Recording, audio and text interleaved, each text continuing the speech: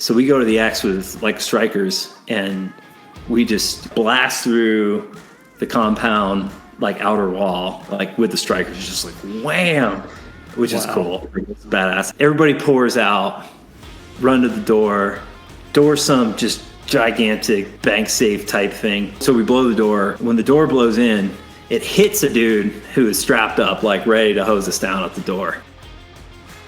Welcome to Combat Story. I'm Ryan Fugit, and I served Warzone tours as an Army attack helicopter pilot and CIA officer over a 15-year career. I'm fascinated by the experiences of the elite in combat. On this show, I interview some of the best to understand what combat felt like on their front lines. This is Combat Story. Today we hear the second part of Ray McPadden's combat story. Ray's a former Army infantry officer who survived 4 brutal deployments. In part 1, we covered his time with 10th Mountain in the Korengal Valley, a notoriously violent part of Afghanistan. In part 2, we pick up just after Ray returns from 16 months in that valley as a platoon leader. He immediately goes to ROPE, which is the Ranger Officer Program, to be assessed for the Ranger Regiment. In this interview, Ray provides some incredible detail about the types of missions and decisions soldiers have to make within the JSOC community and the stark differences between the Special Ops and conventional Army in terms of resources, equipment, aviation personnel, and more. For those who want to know what it was like to roll out on a multiple hit night against HVTs in Iraq with JSOC, this interview will make you feel like you're inside the Stryker and on the objective. If you want more, check out Ray's great book, We March at Midnight. I hope you enjoy the second part of his combat story as much as I did. Ray, welcome back for round 2 with us here on Combat Story. Yeah, thanks for having me again, Ryan. I'm excited. So we've had a couple weeks between filming here since round 1, and we left off right as you were kind of coming out of this fairly intense first deployment with your time in Afghanistan, in the Korengal Valley, in what later becomes, pretty infamous as the Hornet's Nest, where they build some of these outposts that become iconic. So as you come back, what's your mindset as you return back to the U.S. and stateside coming out of that first deployment? Yeah, so we were, it ended up being a 16-month tour, and it was so violent, heavy casualties, and it was my first, it was like my first combat deployment. So it was really hard to turn that off, right? Like there's a big mental, psychological, and like physical switch you make, and then to be, in like exposed the whole time. And this was a unique issue in the mountains of Afghanistan. Was a lot of the outposts were down lower, right, where you had to be near lines of communication just to kind of keep yourself supplied and survive. So you were always exposed. The enemy could always get above you. So, you were truly always, you could be shot, killed, or blown up at any moment, right? In a sense that doesn't exist in Iraq, right? You'd be like, okay, there's some outposts, but like nobody's firing down into the outpost, right? Like nobody can get a PKM and just hose down the whole thing where nobody has cover, right? So you were always switched on. So it was incredibly difficult to turn that off. Right. So, that was kind of the first thing was like nobody, like I didn't really know like how to come home from combat, and then especially from a tour like what I had seen. So, be honest with you, man, I was an asshole. I was an asshole to my wife.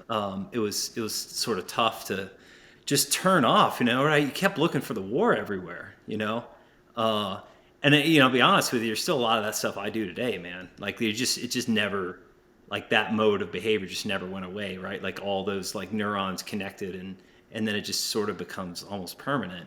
So crowds, big problem for me. Traffic, big problem for me. Fireworks, big problem, big problem. Kind of 4th of July type things, not good.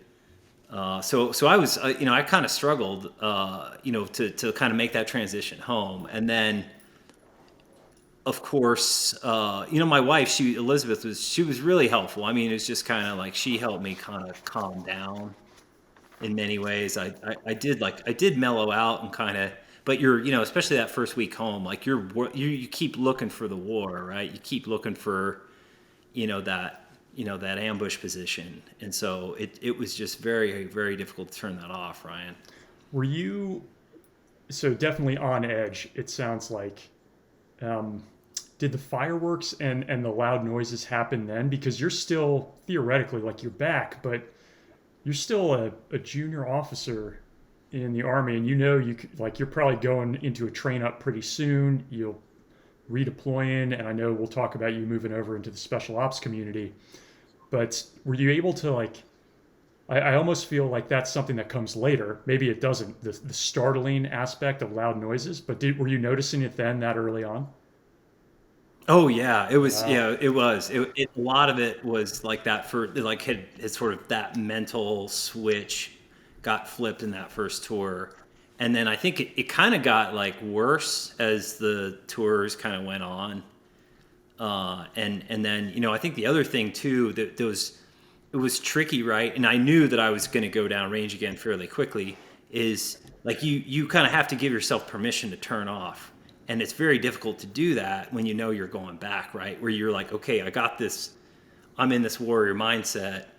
I got the instinct, right? The instinct's there. And it's hard to kind of find that. We talked about last time, I was like, you had to go down 4 or 5 mental levels, like into the subconscious, I think, to find it. And then once you find it, it's incredibly powerful. It's like magic. What is it that you're talking about, Ray? When you say like this thing, what is it?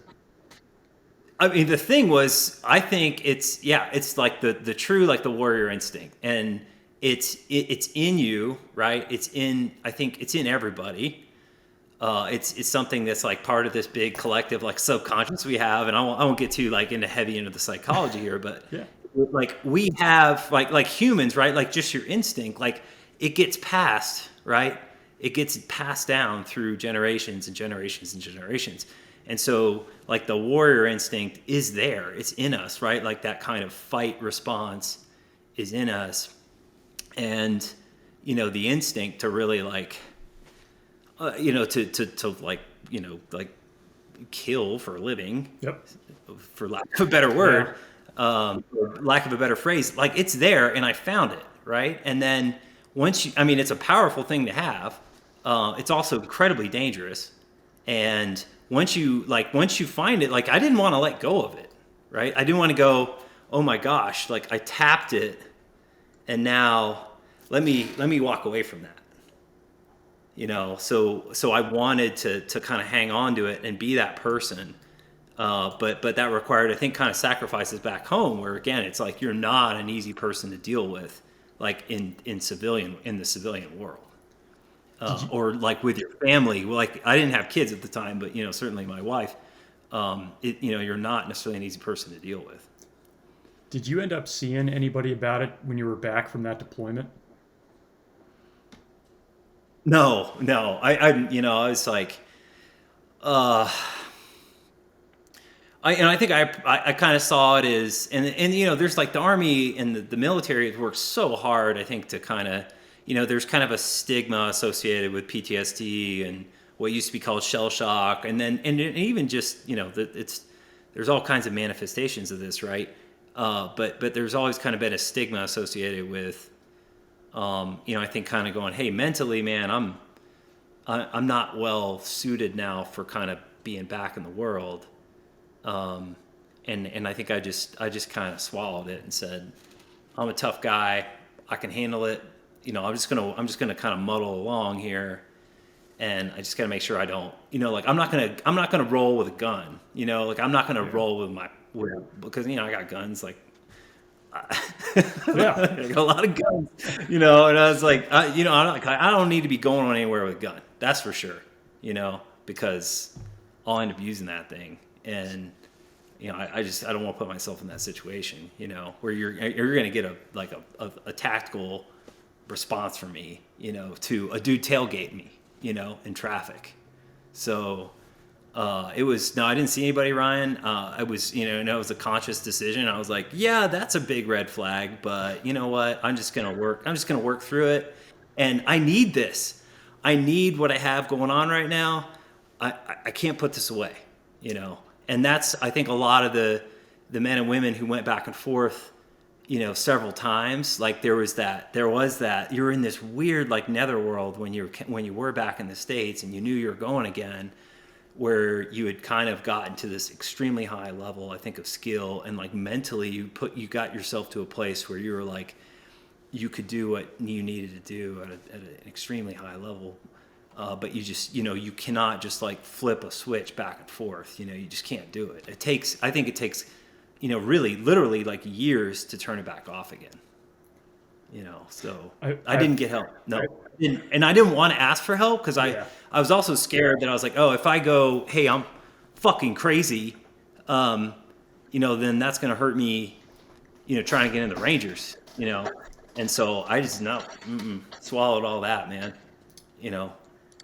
I've heard comedians who are like at the top of their game similarly will not go and see a psychologist because they think it's going to erode whatever secret sauce it is that they have to do what they do. In a similar way, I could see that. Like, you don't want to go and see somebody and lose this edge that you're given that's kept you alive for 16 months, knowing you're going to need it again shortly. Makes sense.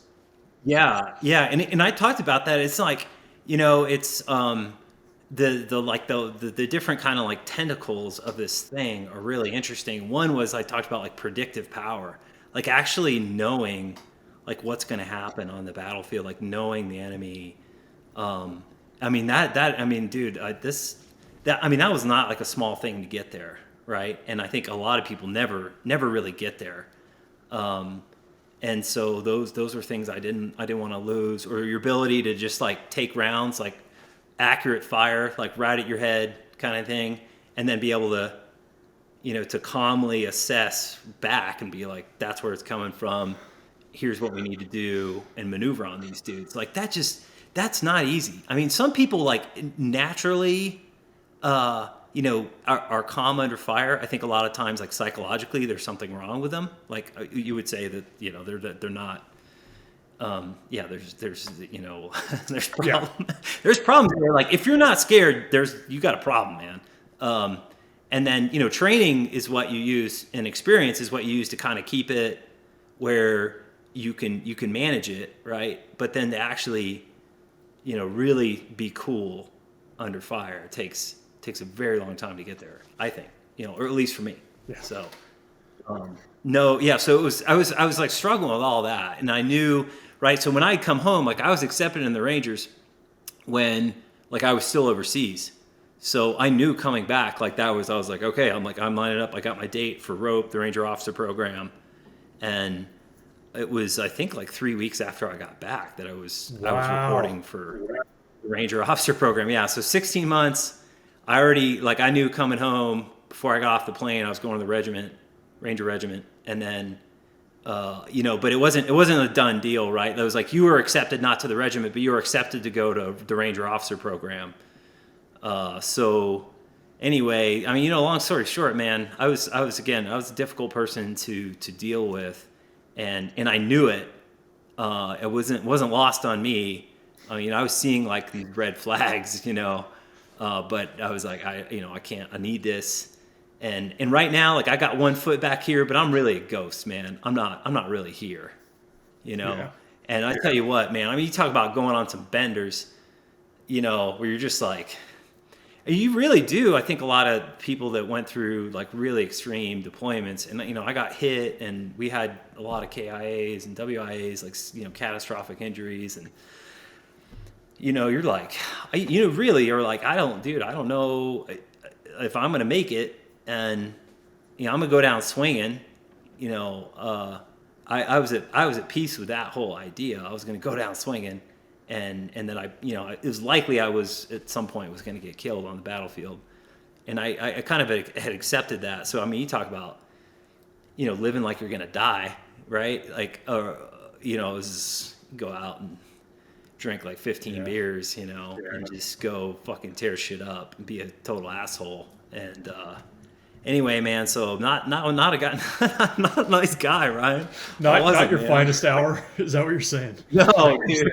No, man. It was crazy. But yeah, that's where, Elizabeth and I got, we fought a lot, but we were wildly in love, and we were, it was so good to see her, and, she calmed me down for sure. Like, just her demeanor, like her natural like state, she calmed me down. She had always rubbed off on me. So, I didn't end up in jail, which is good. That was an accomplishment, really. Yeah. It was an accomplishment. Man. So Were you still the platoon leader there when you came back? yeah, Right? yeah. I was still a PL, and it was, I had a lot of like, I was, it felt so good to bring the platoon home and kind of be like a real like combat vet, and a lot of the platoon didn't make it back, right? Like, didn't survive the whole tour. And I had just this extreme pride, but really vanity, about the fact that I had made it through that whole tour, like, as a platoon leader. So like, my durability as like a combat leader, I was extremely proud of, because a lot of guys, again, got hit or they got fired like for something. They cracked up, or they did something stupid. And so, I was still platoon leader, when I came back, and it was cool, man. Yeah. It was good feeling to be like a real combat vet, and to have made it through the tour, not just be like, oh, okay, well, I got my CIB, but then, I kind of worked my way over to staff. Yeah, I got myself into a staff assignment as soon as I could. It was like, no, dude, 16 months as like a rifle platoon leader, was so I was very, I was vain about that. I mean, my ego was just through the roof. Yeah. So how hard is it, without being too humble, to get selected to go into rope, like when you're downrange? Yeah, it was, at the time, right? This is like 2006, 2007, somewhere in there. And, so the prerequisites for officers who are going to the Ranger Regiment is, obviously, like, your PT's got to be like through, like, off the charts. Like, you'd be, really, you max in PT tests. Like, you got to be an awesome runner. Ranger qualified, right? And I'd already, I've been to Ranger school. That's you do early on as an infantry officer. But, there's a lot of like mech infantry, and there's not every infantry officer gets a tab. It's just kind of how it goes. But you had to have a Ranger tab, and then you really, like, it became a prerequisite, although there was never really, like, I don't think it was ever written anywhere, but you had to have like combat time, so that's basically that's kind of your three, baseline things. And then it's like, it's kind of like, it's a matter of degrees within those. It's like, okay, where was your combat time? What's your pedigree on that side? I think that mattered a lot. And then, how did you do, obviously, as a combat leader? And again, because I was in this, notorious area that had become really the center of fighting in Afghanistan with the Korengal, at this point, it was pretty well known. There was a statistic, I think, I've seen this kind of here and there. It's not the first time somebody said it, but the Korengal accounted for like almost 80% of the munitions, like bombs, artillery, other kind of big stuff, like, actually dropped in Afghanistan at one point. And, me as a, like a, ground force commander type had probably dropped most of that. So I don't know, man, I probably dropped about, $500 million of munitions, so I think, in terms of how many munitions have you shot, as an individual, as a unit leader, I probably was one of the top people in the Army for expenditure. Army. Yeah. Globally. So, So I think that, that definitely helped. And, being light infantry, I think too, is a kind of a plus on the for Ranger Regiment, as opposed to maybe like a mechanized platoon leader, although we ended up using vehicles quite a bit in the Rangers. But so all those things were, but it's basically, it's kind of like I think it's about 1% of the officers who actually have the opportunity to serve in the regiment. It's about 1%. Wow. Less than 1%. So it's a very small number. so that, yeah, I think it was, like the combat pedigree and the other kind of baseline qualifications, being really good at PT, and then, kind of timing to some extent. I'm not going to say it's all because like I was just so awesome, right? Like timing kind of matters too. Sure, Like, sure. okay, you're like, maybe, so for just example, because I had gone downrange like as soon as I was like basically commissioned, went through all my training, and then boom, went downrange. It was quick. Whereas if you were like maybe a platoon leader, or like you were a platoon leader for like a year and you can get deployed, and then you got deployed, and like by the time you came back from that, it's like, okay, hey, this guy needs to go to the career course.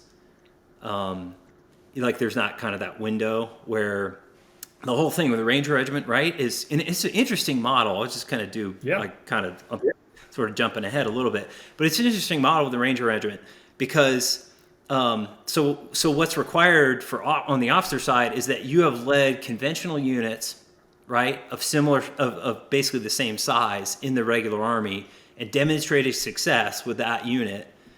And then you're allowed to lead the unit of the same size in the Ranger Regiment. So there's no like unproven officers in the regiment, right? It's like, okay, we already know that dude can be that dude's an awesome company commander.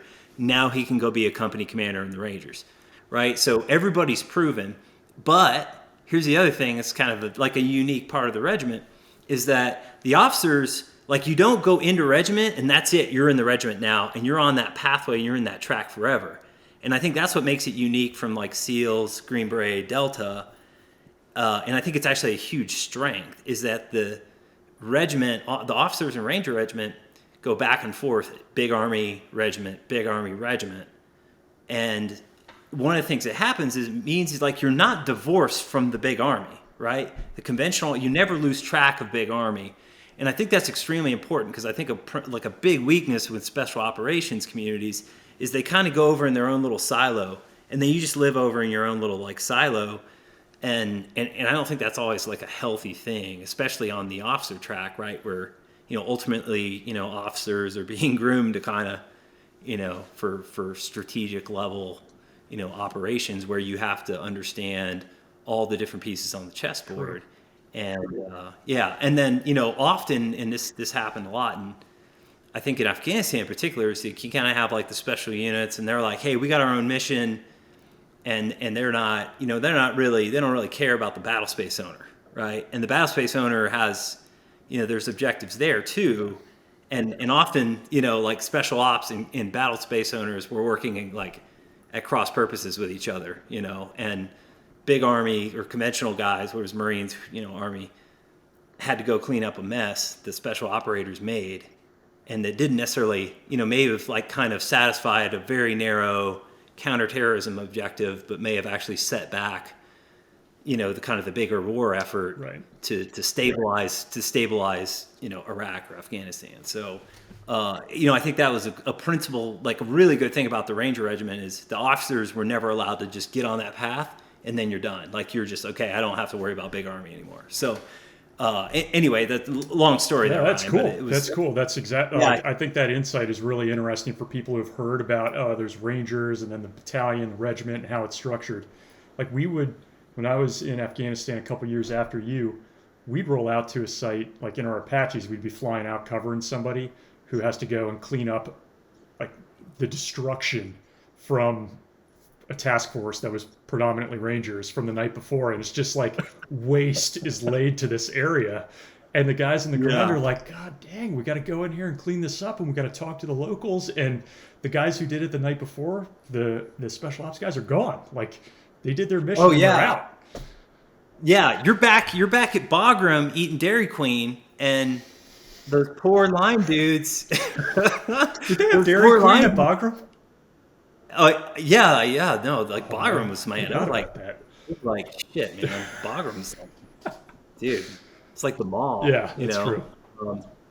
Anyway, but yeah, that's what I mean. So this is like a common, and I kind of talked about this in my book a lot, is because I had been on both sides, right? Like I've been the guy that cleaned up the JSOC raid the next day and been like, and then who takes the casualties, like the retaliation casualties? It's like the battle space owners, right? They get the retaliation goes to them. It doesn't, like, they don't know that it was like, oh, it was the commandos, from an airfield 80 miles away. You know, it was those dudes. Although I may have said that once or twice as a battle space owner. It wasn't me, you know. I'm sorry, because I mean, no shit, right? Like when you're out there every day with these people, and you know, kind of the nature of both those wars is like you were trying to build relationships. You were trying to, you know, kind of develop them as this country, and I think the whole model of what we were trying to make them into was pretty flawed. But anyway, it was very stressful, man. So I've lived in both worlds. But I think it's a good thing for the regiment is that the officers are not allowed to just get into the regiment and then you just progress up through the regiment. You have to kind of go back and forth. So even for me as a Ranger platoon leader, and then I got to like a ground force commander position, which is kind of a combined arms position as a Ranger, you know, officer. But then eventually I was going to have to go back to Big Army. And before I could come back to the Rangers as like a full-blown like company commander. So it was, it was anyway. So that like you're basically competing to go to the regiment at kind of a certain rank level, right? With like, you know, kind of a 1 or 2 kind of pay grades, if you will, as opposed to, you know, where it's like, okay, you go to selection or the Q course for you know, be a Green Beret officer, and then that's it. You're going to be an A-team leader, you know, forever. And that's just kind of how it goes. And then, you know, I just, you know, one other, I know I'm kind of going long on here, Ryan, on this thing, but, you know, the other thing that was interesting to me about the regiment, and it was like, wow, I was like really, you know, more interested in going to the Ranger Regiment than like, you know, Delta or like Green Berets. Not that I don't know if I would have made the cut. I'm not saying it was like I could have done anything. But, you know, the regiment it's like, you know, in terms of the Joint Special Operations Command, like kind of that bigger apparatus, the regiment's like the brawn, right? Like that's where all the beef, the firepower is really coming from, is the regiment, because you have big like rifle companies, an entire battalion of Rangers. So a lot of firepower, a lot of capability. And that, so as an officer, right, like you could be, like you're a Ranger platoon leader, you're leading, it's almost 50 Rangers usually in a platoon with kind of attachments and stuff like this. You're leading 50 guys. Whereas, you know, what's a captain leading an A-team? You know, it's like 12 dudes. You're a glorified squad leader, you know? So that's kind of like the way I saw it at the time. And again, I'm not saying, you know, it's like, oh, being a Ranger officer is like way more legit than being a Green Beret officer, man, you know, but that's where my head was at the time, was like, you're a Ranger company commander. It's like, dude, man, you got enough firepower to, you know, take over a country, you know, you really do. Anyway, that's kind of where my head was in terms of like being motivated for the regiment. Hey, when you mentioned the ground force commander position, I hadn't heard it mentioned this way. So I do know, like when we were going into a fight, there's an air mission commander, there's somebody who's responsible for the airspace, but we were always talking to the ground force commander, whoever was designated to be the lead. You almost described it, though, the ground force commander, as like there's a platoon leader, XO. Is there like a separate rung that is a ground force commander? Yes, yeah, sometimes there was, yeah. And so it was kind of like one level up from being just like a rifle platoon leader in the Rangers, was sometimes you were the ground force commander. And so the way that looked for me was, and that was an elevated position where it was like you were, you know, ultimately like you were directing the air, like the air was ultimately supporting you. Yep. And then often the way like JSOC was operating was there would be like multiple ground elements, and there might be coordination with conventional forces too. You might be like, okay, we got a tank platoon that's kind of our QRF, our backup, and then we were doing joint ops with SEALs, and so the ground force commander was like, okay, all that shit, like you're everything, right? Whereas like you might be a platoon leader and you're running a rifle platoon, but then you got all that other shit added in for combat capability, and so then it might be like, okay, there's actually a Ranger company commander that's like the ground force commander. So it was, it is kind of a different thing, but like how, you know, who got that designation was, you know, it wasn't the same all the time, but it was definitely like elevated status. And I got there in the Rangers, I got that kind of, it was definitely a level up, you know, whereas Yeah, it was often like company commanders kind of became ground force commanders when they went downrange, because it was like, hey, they've got more, they've kind of got more experience, more skill. But I got to do it just because I, did pretty well on the first like tour with the Rangers. Awesome. All right. So when you've mentioned rope, admittedly, I've never heard of this program. So, Oh, really? Okay, and I went cool. to the armor and infantry career course with guys who were heading into the regiment, and guys who had just come out. So, how hard is this? And how intimidating was it for you going into it, if at all? It was one of the reasons it was hard was that, again, that 16-month tour in Afghanistan. What happened fitness wise was I started in Afghanistan. I was pretty fit, and then we went to this insane level of fitness. I mean, we were off the charts, man. And you could run straight up a mountain. Uh, I could run. Yeah, it was insane. And then as the tour went on, you just kind of got diminished, and you started to get emaciated. Like your muscles were literally breaking down, right? Like what your body does when it's like extreme stress and extreme physical exertion for a long time. It basically eats fat, and then once all the fat's gone, then it eats muscle, and you just start to literally, like, we were breaking down by the time we left, and some of that was food too. These damn aviators were all too scared to come That's fly in the true. valley Man. and give us supplies. And anyway, so Actually, hold you on, know, Ray. Can I I just pause you for one sec? I wanted to say this earlier as you were talking, but when you talked about the yeah, Korengal, and I don't think I mentioned this last time, but when I went to Afghanistan, my company that I was in charge of was in Coast, and our sister company was up in covering the Korengal. And we were so jealous because they got in the first firefight because there was so much action there. And we got there in like right in late December, early January, and it's like the winter months, so it's kind of quiet. yeah, And it must have been like February, March maybe, they got in their first tick, and it was a big one. And we were all yeah. pissed. We were like, God damn, they got in the fight first. And the company commander up there, I really like this dude, Joe Brule. He's still in. But he's just this guy who was so good, and I just wanted to hate him even more because I was jealous that he was up there and all this action. But now hearing about the stuff you Oh, guys were yeah. going through, it's like a whole nother level, man. Anyway, sorry, keep going. Yeah. No, that's cool. And dude, Apaches in that terrain, I mean, they were just the ultimate tool. And then, yeah, those poor Chinook pilots, flying the buses around. I mean, it was like they would land on the LZ, and then it'd just be like, just rounds flying everywhere. And you're like, man, I don't want to go unload the freaking Chinook today because they just get shot to shit, man. But yeah, so rope was, I think it was about like 3.5 weeks at the time. Not like super long, because it's not like okay, we got like guys that haven't really done a whole lot yet, right? It was like the idea is you kind of got like the cream of the crop from the kind of O2, O3 level officers, and then okay, now you guys are going to go through this kind of screening and selection program, and then it started with like a bunch of physical events, and none of them were like exceedingly difficult, but there's like a time standard, and then it's it's kind of like, well, I don't know, like do I is just, if I pass, is that going to be held against me, or should I like just really go for it? It's like where it's kind of vague, like what you should do exactly, right? And a lot of events like in quick succession too, where it's it's kind of like Ranger School, where it's, again, you're like, oh dude, I'm 5-mile run, no problem, but then it's like 5-mile run, 12-mile ruck, like just start stacking all this stuff up like really quick, and then throw the Darby Queen in and all that, and then it does get difficult when it's just like repeated. What was that thing you just mentioned? Obstacle course? Oh yeah, Darby Queen. That's so that's kind of, that's like this kind of going like Okay. zooming back to Ranger School. That's kind of the I would say the Army's premier obstacle course is Darby Queen. I mean, that shit's like 2 miles long or something. I mean, it's just crazy.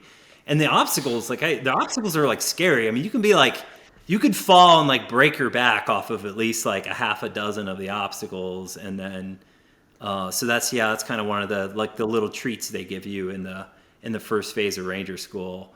But yeah, so a bunch of physical events, and what was happening in the regiment at the time was it was kind of more emphasis on like this, kind of combat oriented type physical events, right? Like, okay, drag this sled like or like climb ladders, climb ropes, like that kind of stuff, right? Whereas it wasn't just like, oh, okay, we're going to have everybody do the PT test, right? Like, so the regiment had gotten pretty smart at that point about like how to kind of screen people and like what kind of physical events they should be good at. And so that was like one of the interesting things of like going from like kind of big army fitness to kind of special ops fitness, was there was this more like functional element. And I mean, some of it was just fucking CrossFit with like a different, we made up our own names for shit. We gave it like army names, but you're like, this is CrossFit, man. Like, so there was like some of that. And then, and then like a lot of just kind of the regimental, like kind of your classic, like special ops moves, like, okay, fast roping, jumping out of planes, and then tons of like a lot of like shooting and, stuff like that. And so you were just being evaluated, constantly. And it was, I think you would call a gentleman's course, right? Where it's like, nobody's fucking screaming at you. They're just like, okay, here, you're going to do this event and we're going to, we're going to critique you. And, and then, if you're good to go, keep moving. And if you're not, then, we'll tell you, hey, it's like, hey, this isn't, the right fit for this. But, so yeah, there's that. And then so a lot of like kind of tactical stuff, but there's a little bit of like skill building, right? Mm-hmm. It wasn't just like, oh, we're just going to smoke you for 3.5 weeks and see if you got it. It was like, here's some skill building, some like fire, a lot of firearm stuff. And then, there was a lot of like mental things too, Ryan, which I thought was like, that was stuff like it was interesting to me again, where I was like in this like super weird headspace of like a half fucking psychopath person. And, it was, so you do like mental evals, and there was like a big, it was a shrink, like a psychiatrist dude that, was on, the regiment has. And so we got like screened by him, and we like had to take like a big psych eval. And it's, and I don't know, like I gotta be like careful about like just kind of like some of the ins and outs of that. But I just remember it was not the Myers-Briggs, man. It was like, it was about your capacity for like violence and social deviance, and a lot of the same things that so it's kind of the way I put this in the book, but I is right, like you're looking for a certain type of person for special ops, to kind of be like, who's really can do this at an extremely high level and kind of cope with it every day. And you're looking like you want the darkness, like you want the dark element in people, right? Like the capacity to kill people and not feel bad about it.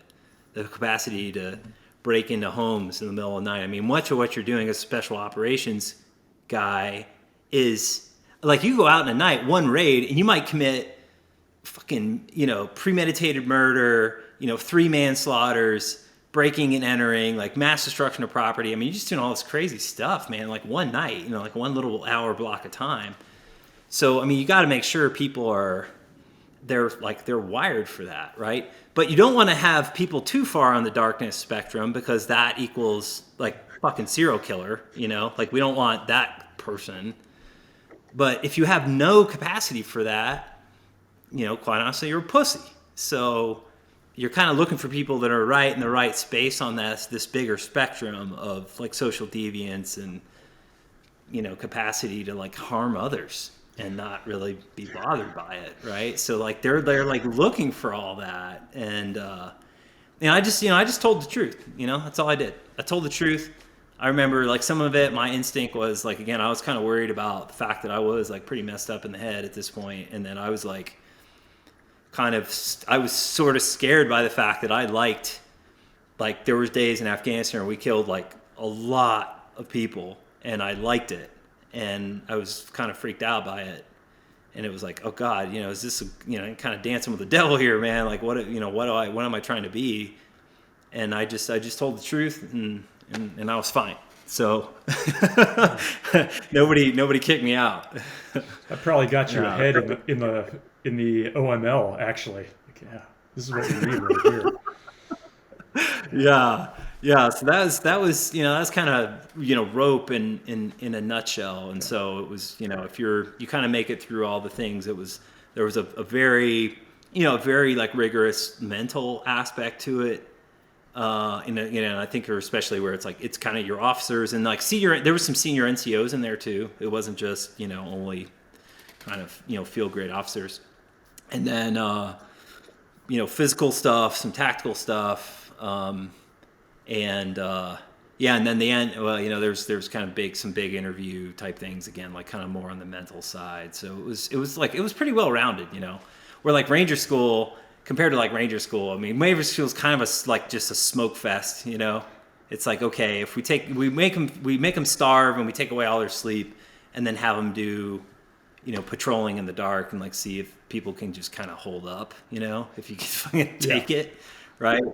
But it's just kind of it's like a 65 or 70-day smoke fest, whereas like rope was like it was to me it was like a lot more well-rounded, but it was they're critiquing you and like evaluating you the entire time, and just because you've given a slot to rope obviously doesn't mean you get to be in the regiment. What's the attrition rate there? And I ask because as you look at like some of the smoke schools like BUDS where you come out with like 10% make it through, at least at the agency they do such a long screening process on the front end, and it sounds like that's the case too with rope, where you've already like down selected so many people, so you probably have a lot of high performers who are coming in anyway. So I would imagine the attrition's not super high, but can you estimate what it is if you're able to say?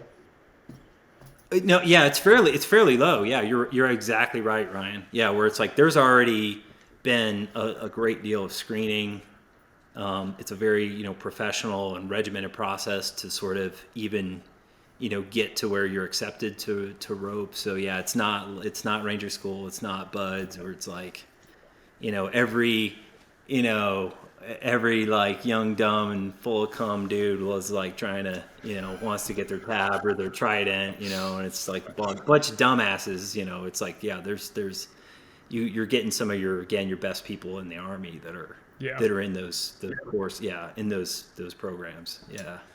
So as you come out of that, I don't know if this is naive, are you immediately thrown into like, okay, you've been blessed off for rope, you go to a unit and you're a platoon leader, or is it like you kind of set into a system where eventually you might be a platoon leader if you're good enough, if they think that you're worth it?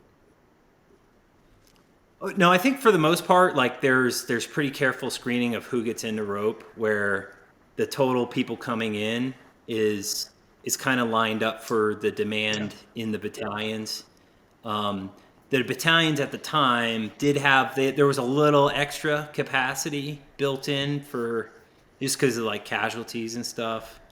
So like, 2nd Ranger Battalion where I ended up, there were some extra officers hanging around on staff, but for the most part, it's like pretty well matched up with like what the demand is in the regiment itself, in the larger regiment. So, I went, when I got to 2nd Battalion, I was, like pretty quick. Was straight like, in, you're okay, a platoon leader. you're going to basically, be in a platoon. So that was cool. But, some guys did do some, there was like some staff time here and there. And sometimes that was, it's not the end of the world, it's okay. I mean, you learn stuff, you're like, you learn stuff for sure, but you kind of feel just like I don't know, you don't feel like you're on the sidelines, when you're like even in a staff job, but so it was pretty quick into 2nd Bat for me. Were they deployed at the time, Ray, or they were? Yeah, they were deployed, man. God, I got there and, into the chute, like right out of training both times. God. Yeah, you gotta pace yourself, and maybe my story for others is I may not have paced myself very well, which ultimately I got out, man. But so like I came back from Afghanistan like 2 weeks later. 3 weeks later I was in rope, and then I finished rope, and they were like, get to fucking 2nd Battalion like as soon as you can, right? Like they're not like, oh, take a month off. They're like, get over there, and you're like, yeah, roger that. Like this is like my dream come true. Like I wanted to be a Ranger officer, man. So I got over there. I got to Fort Lewis, and I got there. Me and Elizabeth got there, blew up the air mattress, and next morning went to the airfield to, Fort Lewis, over where their kind of old compound was, and reported, and they were like, yeah, the staff, the staff officer, there was one, kind of one guy back, I think like kind of a senior captain, and he was like, yeah, man, they're all downrange, and he's like, you want to go? And I was like, yeah. Because, it's like, hey, you can stay here and help me with PowerPoint for when the unit gets back, or you can... I'll do anything go else. Down. Yeah. Yeah, I was like, that's right. I'll go back to Ranger school if you want me to, but just don't make me fucking help you with PowerPoint presentations. And, so he was like, cool, man. All right. Well, and this is, the other thing that was kind of like awesome about the regiment was just, just kind of like, the resources in JSOC and Joint Special Operations Command are just incredible. Where it's like big army, it'd be like, okay, we're going to get you over there. And it's like, we got to line all the logistics up for that. And, it's going to take, a few weeks. And, the regiment's like, it's like, all right, man, well, we're going to get you on a plane tomorrow morning, and dude, I was like, okay, where am I going? Where? It was like, oh, they're in Iraq, So it was just, it was lightning, man. It was just lightning quick. But it was like really obvious too. When I got to the regiment, it was like, this is a whole nother ball game with like resources and like capacity and equipment and all that kind of cool shit. It was just like, we just snap our fingers and shit was happening. It was, so that was like kind of day one where it was like, whoa, this is cool.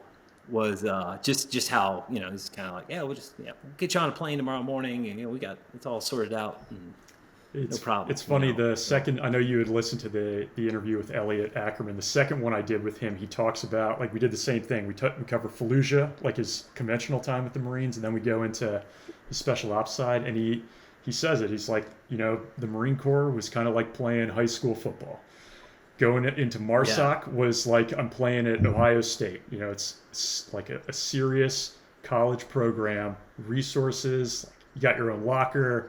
It's just like a whole different thing. And the way you describe like getting out there, hey, we'll just get you on a flight. It's almost like big boy rules now. And I don't, I was not in that community, but at least at the agency, it felt the same way. Like, you just need to get to where you needed to go, and they just trusted you're going to get there and be ready when it's time. And there was nobody like making sure all your gear was squared away. That was on you to go and be ready. And it's like a little intimidating too. You're like, hey, does anybody want to check my shit? Just make sure.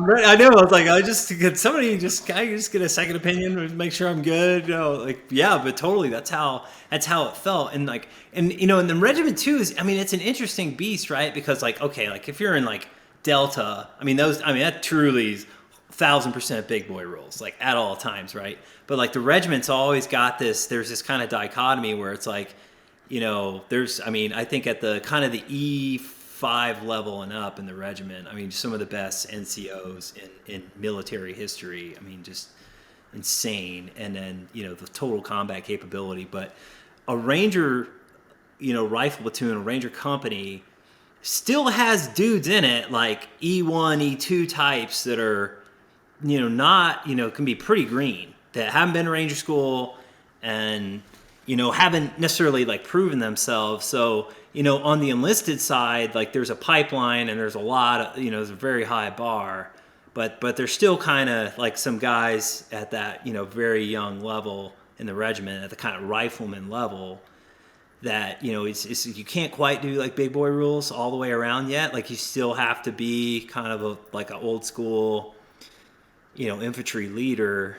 And, it's like, again, it's like in Rangers, you ain't being like first names with everybody, right? Or it's like, you kind of like go hang out with like an A team and they're like, or, like with the super duper guys and Delta and they're, everybody's first names and it's fucking wear whatever you want and shit like that, right? Yeah. But, like a Ranger platoon, there's still kind of that old school in the regiment, the battalions, there's still that kind of old school like backbone of, military good order and, discipline. And I like that, but there was so you're just kind of like, you're a bit further over on big boy rules, but like you're not totally like, like everybody gets to do whatever they want. And you can wear motorcycle leather on a mission if you want to.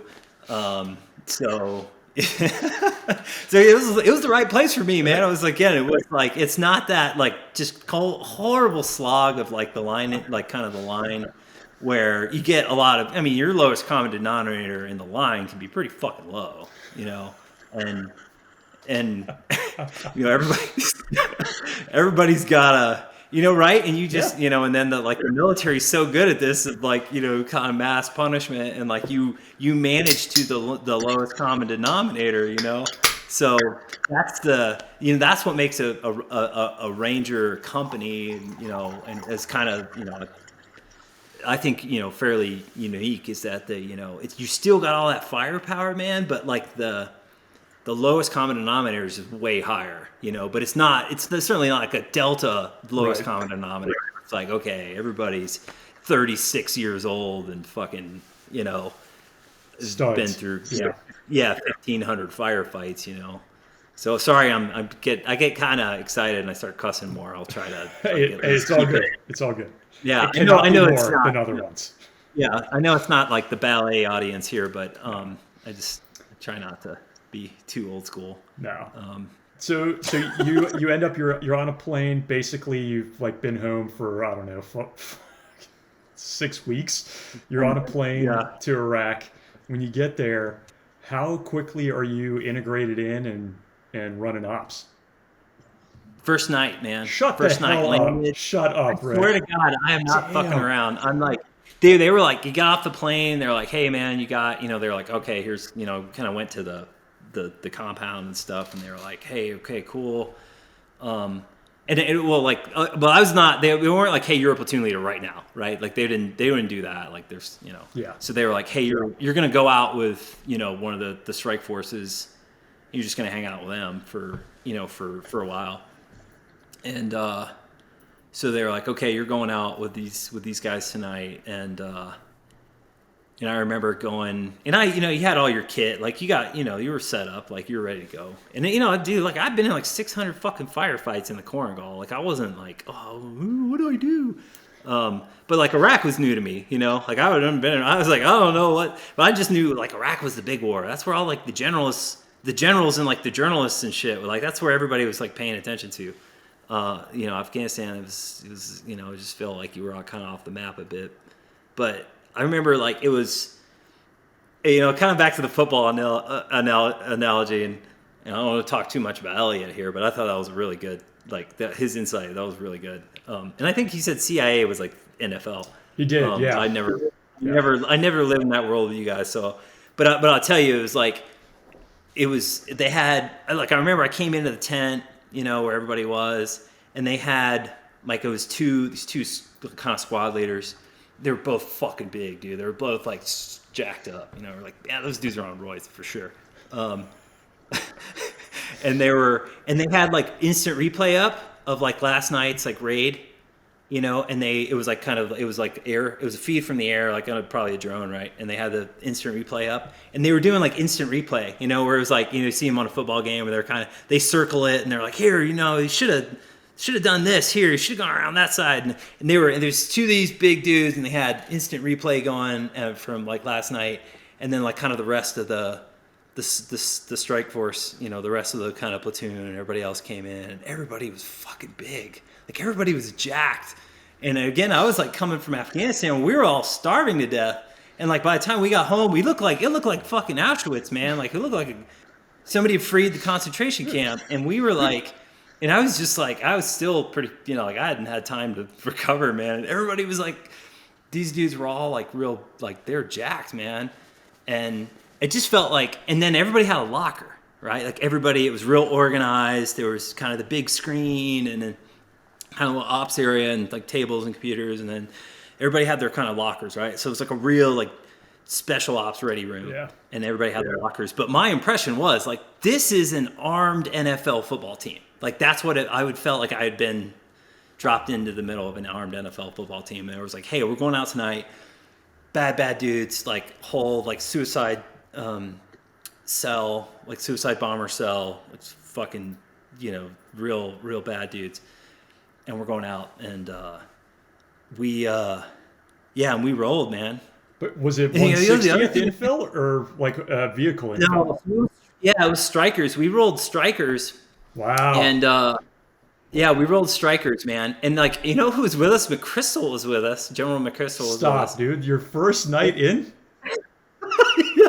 Yeah, and he was like, "Hey, he's a good dude." He was like, "Yeah, I'm going out with like strike forces, you know." And like everybody knew the mission was hairy as fuck, and it was cool because he was like, "Man, he's going out like," and he's not like staying with vehicles. Like this dude's like going out with, like he's going with the whole assault element and shit.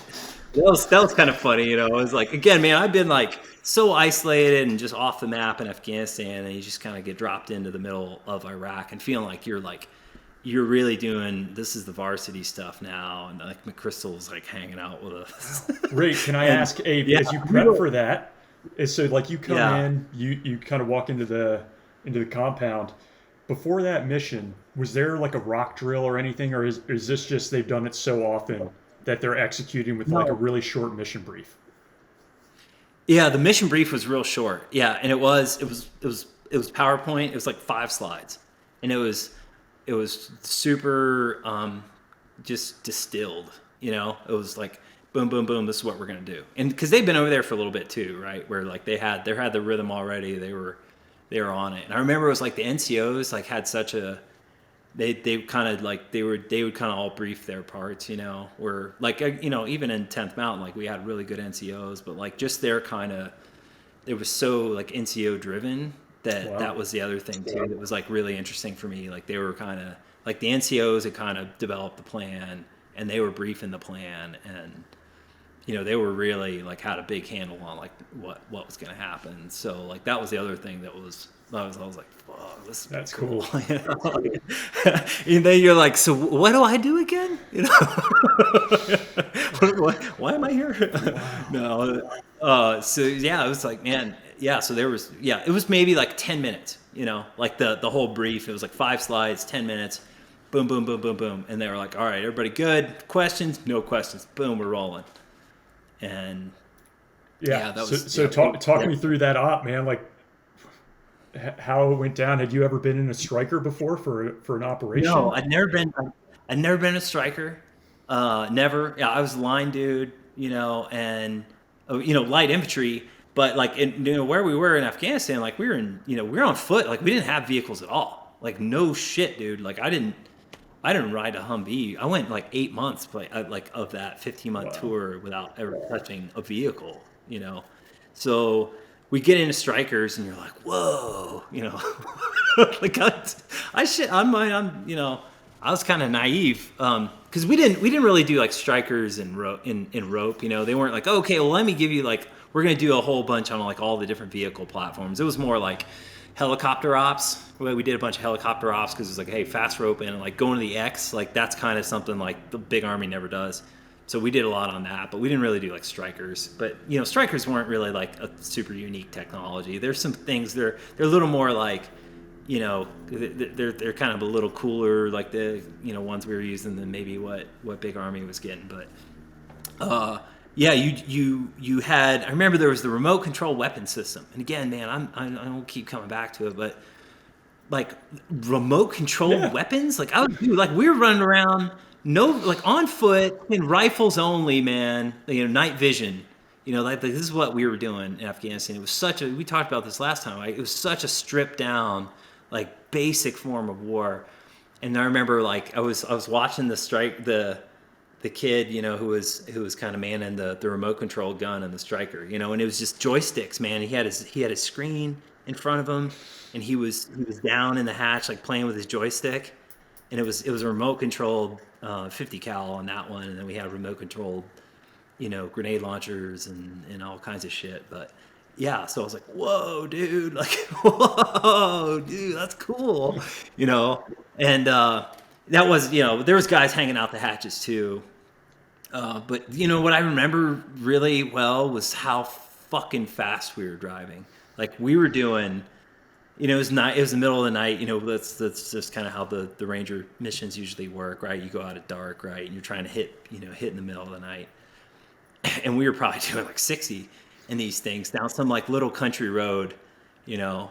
And I mean, you just come around a corner, man, and you just felt like you're on a carnival ride, just you feel it in your guts, like the G-force.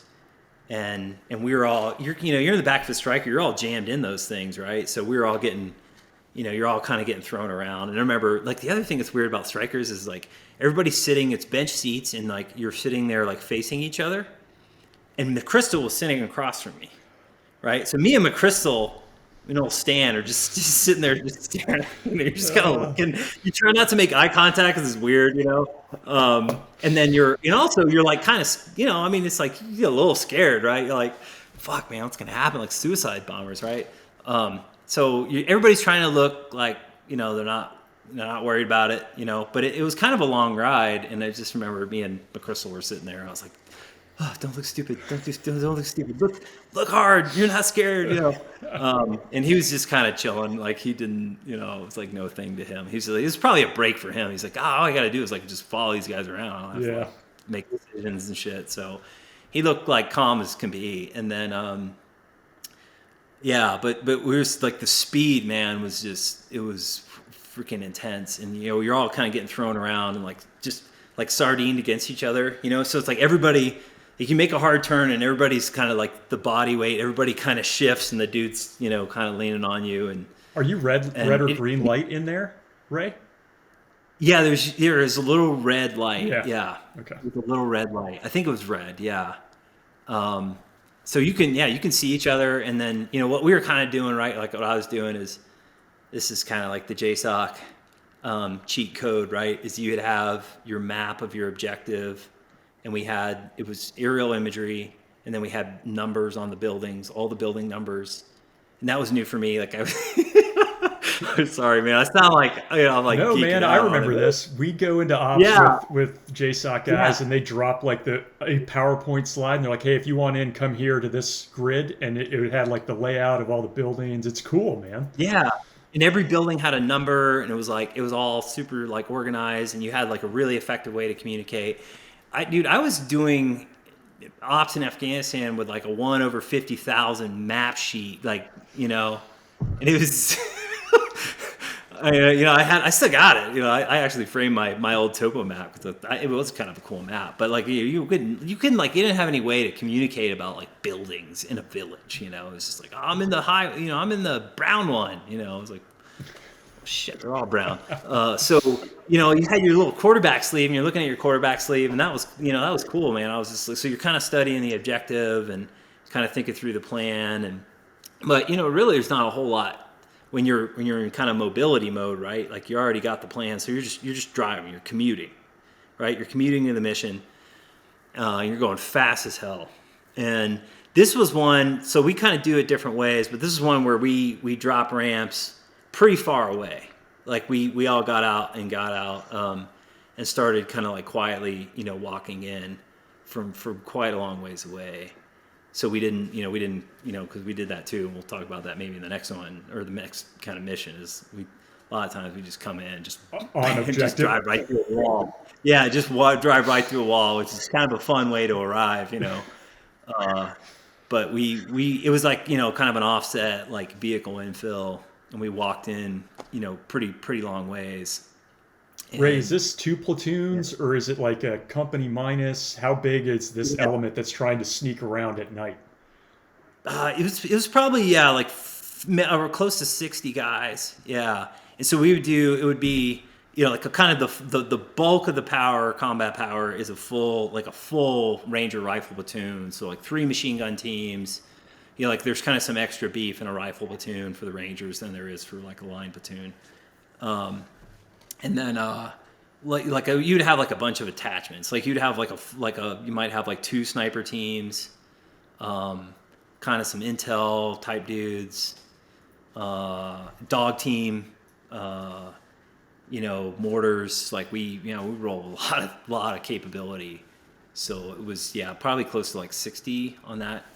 On that given night. And then, we walked in through, kind of walked into this village. And what we did, and I think none of this is like sensitive because it really cracked me up too, where I was like, we did a call out, right? And I don't know if you had guests that talk about call outs, probably, because it became a pretty common tactic. You basically surround, so we go into this like little kind of Bedouin village, like it was kind of this little country village, and which is common in the kind of the big Sunni areas where kind of the feeders of a lot of the suicide, like kind of ISIS, Al Qaeda activity in Iraq. So it's just a little like village, lots of palm trees, lots of sand, kind of your classic like Iraq setting. And we surround the place and we're like, hey, we basically do a call out. We got bill horns, like we throw like flashbangs to kind of call, like kick it off, like wake everybody up. And then it's like, hey, come on, you got 1 minute to fucking get your shit, like get dressed and get out of here. And we kind of wait a little bit, and we're looking like with kind of windows in the house, and we see like dudes start like pouring out with like they start running around inside the house, and you can see them through the windows, start running around with guns, and they're like gearing up to fight. So we just smoke these dudes like through the windows, like just like snipers, boom, boom, boom, boom, boom, like just a few cracks, and these just wasted these dudes. One on a stairwell, I remember the guy, is like standing up against a wall, and he gets hit in the head, and his fucking head blows up like a water balloon, and there's like blood, like all just sprays across the wall behind him, and then he kind of falls like face first, and just tumbles down the stairs, to the landing, and then another dude comes down, and it's like just same thing, where it's like it's dark, right? It's the middle of the night. We're quiet, like the snipers are taking shots, like they're just whacking these dudes, but like there's no, like they have suppressors on, so it was we definitely like had the drop on these dudes, like they didn't realize, I was like, hey man, we're like watching you through the window, it's dark in the house, but we can see you. So we just smoked these dudes, and then we're trying to get the women. We're trying to, hey, come out, and it takes, obviously the women, there's women in the house too, and they're like, they don't want to come out because we're just smoking their men in front of them, I guess. Or, I don't know if they were like... I probably wouldn't want to come out either. Yeah. No, we're not going to shoot you. You're good. So we kind of got to, we kind of finally get them out, and then we they come out in the courtyard. I remember that like they're screaming because they come down the stairs and they see the dudes like just bleeding out all over the place, and fucking guys like heads like blown off and sprayed across the wall. They're screaming and shit, and we're like, all right, like we think the women are out, so then we go in, and then there's another dude upstairs, and the dude upstairs, he's got a gun, and I remember he's basically what he did was he kind of like jumped from one room to the next, and like the kind of walls in the upstairs were fairly they weren't real like heavy walls, like kind of what you get like exterior walls a lot of times would kind of be that like mud, like hard mud, like the hay, and very bomb-proof basically, but interior walls are kind of thin stuff. And like one of our machine gunners dude's got like a little kind of snub nose, like little badass like machine gun, which again was kind of a JSOC toy that big army really have. But you got your 240 Bravo, and you're like, man, you can't like maneuver that thing around a house, right? But this kid, he's got like a little snub nose machine gun. It's like a Tommy gun, like this fucking cool gun, man. Wish I had one. And then he just lines it up against the wall. He just goes and just sprays like through the wall and kills this dude in the room, like just through the wall. And that was our jackpot. Like that was our dude. But it was, so we kind of got this whole cell like in the house, and just killed him. Fucking killed the shit out of everybody. And then I won't go on too long with this, but the other thing that was kind of cool about Iraq at the time was like we would do like you would roll out, dude. You would do like 5. You could do like 3, 4, 5 follow-ons, and the idea was like you exploit the intel on your target, and if you can, like you keep chasing that intel in that night, right? Where like before they have time, because like the next day, 24, 40 hours goes by, and it's like, hey, word starts getting out. It's like, oh fuck, all them dudes got taken out. okay, I need to go to ground, or we need to execute what we are going to do. So it's like you keep like that snowball just going down a hill. So we ended up doing a follow on target, and we had air, right? And this is the other thing, is just like, man, JSOC, it was like, God damn, this shit's easy. It's easy. We had AC-130s, right? And they were like, hey, we're going to go over here now. And the AC-130s rolled over there. And then dudes were actually like in a fighting position outside the house, like in a palm grove. And like palm groves were like pretty nasty in Iraq. Like it was, we all got kind of sketched out about those because a lot of times air couldn't see too good into those, like real just thick vegetation, right? Like you got the palm trees, they're kind of the canopy, and then real dense like vegetation at ground level, and guys could like blend pretty well in there. But I think the AC-130 is like, hey, we got guys, like we were trying to infill the second target, and the AC-130 is like, hey, you got guys in here. And we ended up doing, because they were like, hey, we can't, we're not totally sure they're combatants. So we ended up sending the dog in, and the dog tore these dudes up, and then they started shooting. Like it was a PCAM team. They had a PCAM machine gunner, so machine gun team. So these dudes were like lined up on the trail, like ready to go. So these guys actually, the following target, they had like night security out. So they were pretty like on top of things. And the dog, so we sent the dog in, the dog gets a hold of the dude. And then we called the dog back because it's just like, I think the guy, like the assistant gunner had a pistol, so they heard shots fired, called the dog back. And then we just opened up on these dudes, just fucking tore them up. So keep moving the house. Go ahead, Ryan. I just wanted to ask, so obviously going from objective 1 to this one, you didn't brief that plan, right? So it's on the go, hey, we're going to go hit this new target. It's not on your wrist anymore. Is it a brief en route? Is there like a pause outside the Strykers as you're leaving objective 1 where they're like, all right, here's where we're going? And then you get on target and you're just operating from all the training. And you haven't trained with them yet, so I assume you're following along, but they've done it enough to understand. Yep, exactly. Yeah, that's exactly right. It was a quick brief in the compound of like, hey, we got to follow on target. Here's kind of generally where it is. We make sure the lead Stryker like has the coordinates, and it was just a hasty frago, right? Like on the ground, quick huddle. It was like 5 minutes tops, And this is something that JSOC got really good at, was that like that quick frago, like quick follow on mission, and I think it helped us to, really. Again, roll up a lot of targets quickly and not have the enemy kind of get the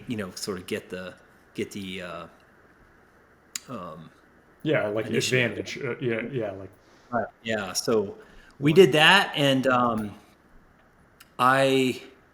it was very quick, and they had done it before, Ryan. So it was all really, really smooth. But having air for me was like AC-130s. I was like, those things are dude, incredible. this is cheating. This is like cheating. This is so fucking easy. Like we know where everybody is. Like we see the threat before the threat ever touches us. If any, we got the dogs. Those dogs, like our dogs, man, in JSOC were awesome. You're just, again, man, just incredible. We call them a fur missile. We'll call them a fur missile, right? And you just, man, you're like, dude, we're fucking gods here, man. That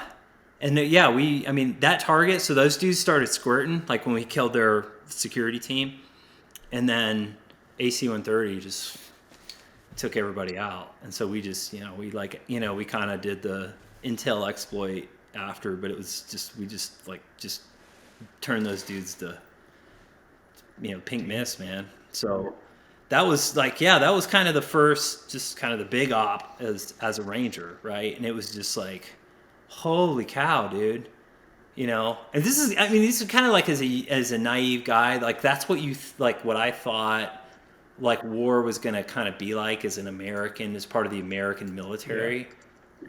I thought that's kind of the picture I had of war, was like all this technology and like everything is perfectly kind of harnessed, and like, surgically, like very dialed into a specific thing, and then there's no like friction with your guys. Like everybody's highly trained and highly effective. But the reality is that doesn't necessarily exist in a lot of places in the conventional forces. You don't have those kind of assets. You don't have those kind of people that can just do something like that. Like do missions like out of the blue in the middle of the night off a grid, off of basically a grid coordinate, and like make it all look easy. So I was getting off on it, man. I was like getting off on it. Like I got, again, it was like that whole like kind of dark side of you. It was like, oh my God, this is going to be fun, Yeah.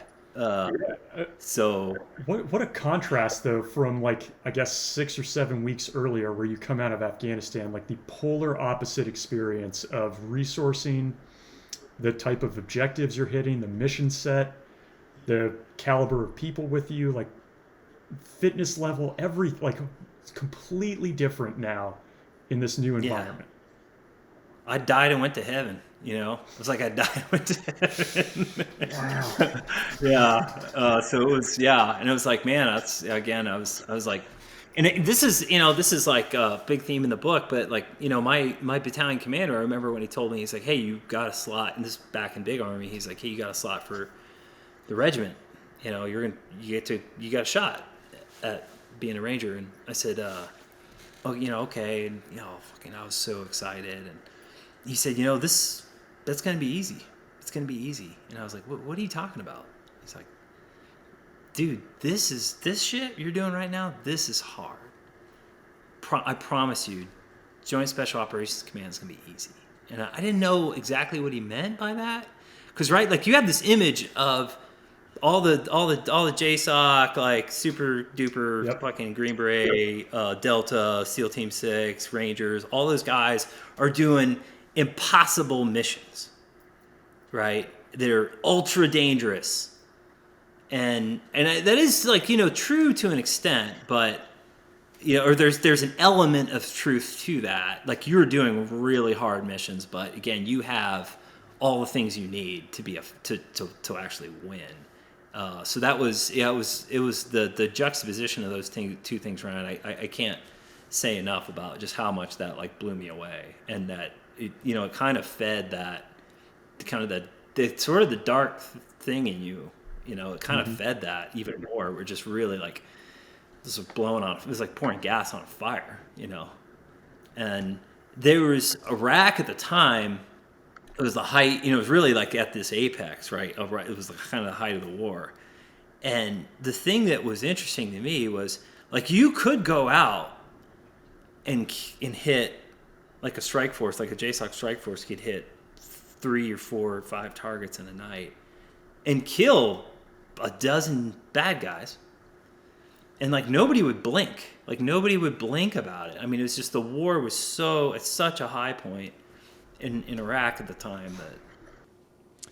Yeah, so I was going to ask Ray about how long it took you to come off the objective back to our point of these JSOC elements moving in and laying waste and then moving out. And it sounds like Objective 1, you're on and off in a matter of minutes. Objective 2 is probably similar. When you're back home like that night, so this is day 1 for you in country, how were you feeling at that point?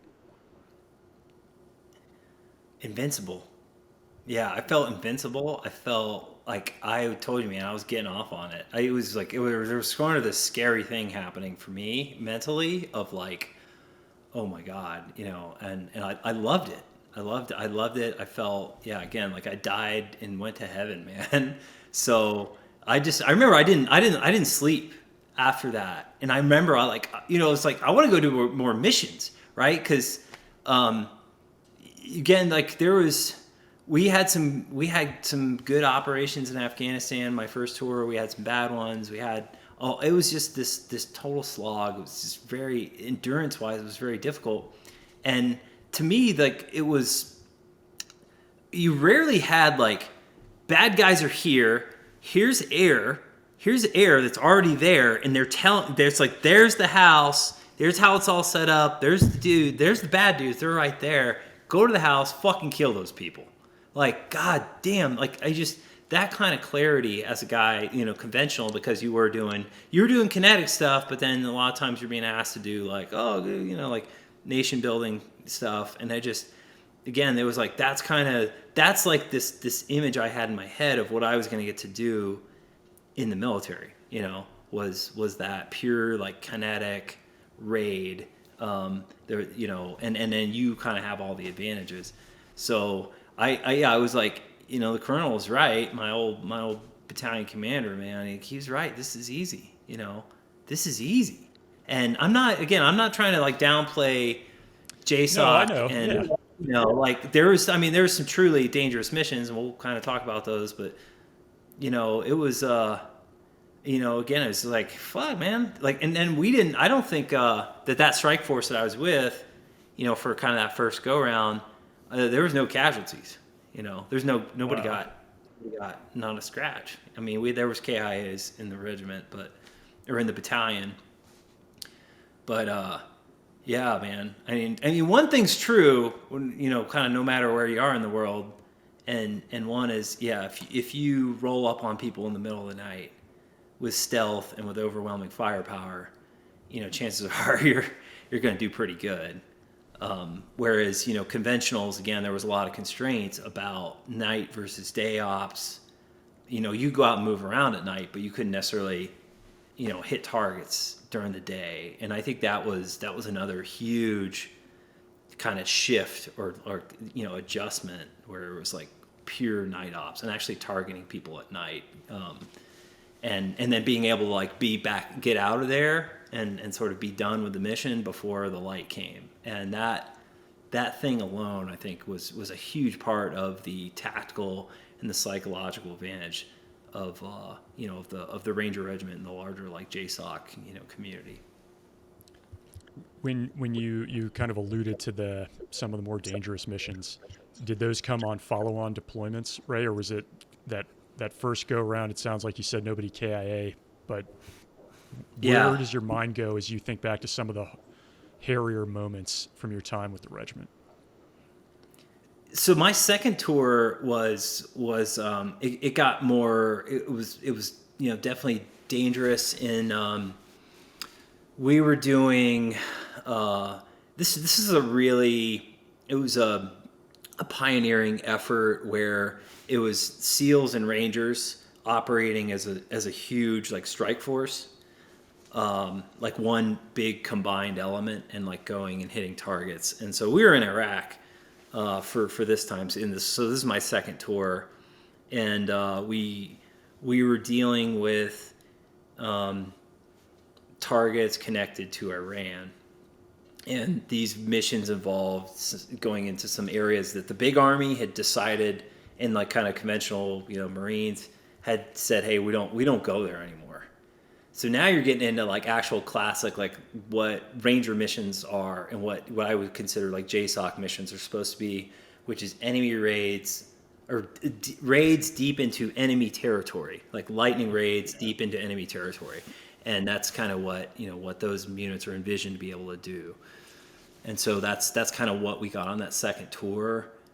Whereas, the first one, like some of those targets were really, really bad, but like there was kind of conventional units like interspersed all in those areas too. We were like, well, like the conventionals were just rolled in here yesterday, but those poor guys, they had to come out here in the middle of the afternoon, and they got IED'd twice and like, a bunch of machine gun fire, and we got to go in at night with a bunch of aircraft. So the second tour, we started getting into those, what I would consider your textbook, like, missions for the Rangers, which is, you had areas that the conventional army said, hey, we can't get in there anymore. It's too bad. It's too hot. And then it was like, oh, and then consequently, that's where some of your really like big time tier 1 targets end up being, is in those areas, because they know they're fairly safe there. So safe haven type locations where what we were running into, Ryan, is we were running into, and this was kind of in the Baghdad area, huge districts where the enemy had basically set up like an area defense, right? And they would kind of go, hey, this whole district, we have a plan, we have an organized force that's like, and we have a tactical, different tactical phases and an area defense with IEDs, with reaction teams that are able to react, with snipers, with everything. So like we were running into areas and doing operations where there was basically a large coordinated like area defense, and that's what we were up against. So this is a combined unit of Rangers and SEALs like working together for the first time. Two big, like full complement of Rangers, full like SEAL platoons, which are small, comparatively small, and then a whole bunch of all the enablers and other kind of supporting assets. So big forces, right? So they're joint operations, and How did kind you of get along with the SEALs, Ray? Can I ask? Just like I'm sure that's a common question, but dude, what was that like for you It was guys? not pretty, man. It was not pretty. To me, I don't know. Okay, so there's a lot there. I won't like drone on for 20 minutes about this. I will say that it felt like joint ops for the sake of joint ops. Like I was like, I don't know like why, because there is a lot like two different branches of the military. There's a lot of inter-service rivalry there.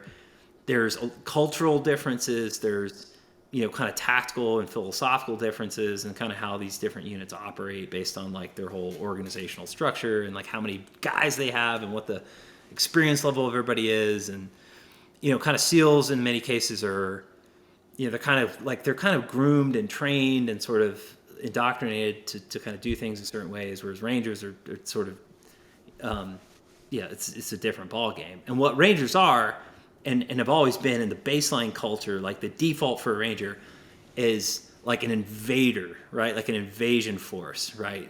And in the kind of headlong tactical aggression. Like you shoot at Rangers and they're going to fucking get online and they're going to close on you and kill you and like just spray the fucking shit out of everything like coming towards you, right? So like that, like extreme tactical aggression is kind of like this trademark of the Rangers.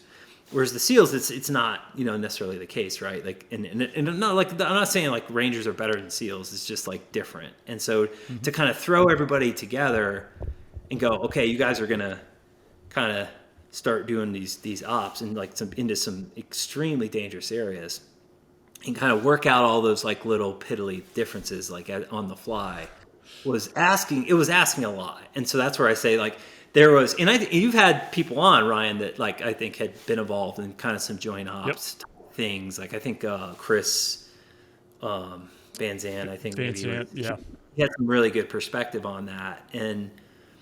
But if there was any genius in kind of joint ops, it was not like that genius was not apparent at the tactical, like at the strike force level, where you're like, yeah, like, if you're McChrystal, it looks cool that you're making everybody do this shit and we're cross training and all that. But those benefits are being felt probably at a much higher level. They're not being felt by us right now on this mission. So it was tough, man. But I'll say the SEALs I was operating with some awesome dudes in that platoon. Some guys that I was just like, hell yeah, like, I want to get in a fight. I want these days next to me in a fight.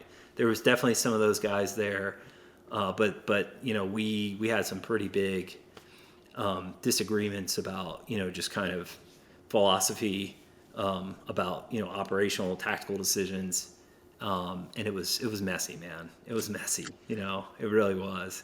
We figured it out, and it was like.